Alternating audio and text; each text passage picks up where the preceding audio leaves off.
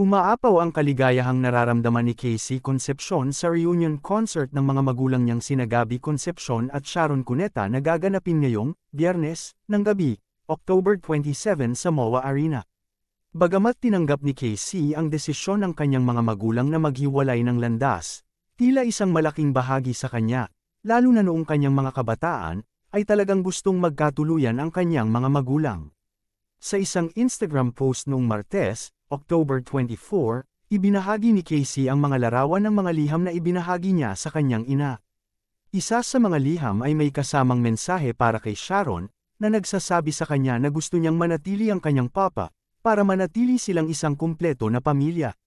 Dear Mommy, I hope I can go with you now. I love you so much. I will write you again, okay? Sana Papa stays with us so we will be a complete family like what you said in your letter. I love you so much talaga.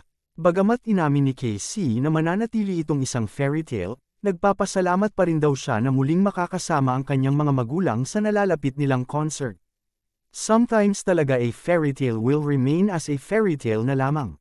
Pero that's okay. Thankful ako sa mga silver lining natin in life, aniya.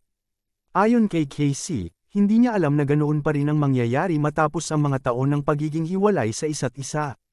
Imagine, 3 days na lang at magsasama sila Mama and Papa in a musical celebration after so many years. May ganito pa palang pwedeng mangyari. Fairy tale come true pero naman, di ba? Caption sa emotional post ni Casey, may mahaba umanong partisipasyon si Casey. Ayon sa insider ni Christy Ferman, sa reunion concert nina Sharon at Gabby, si Casey umano ang magsasalaysay ng love story ng kanyang mga magulang.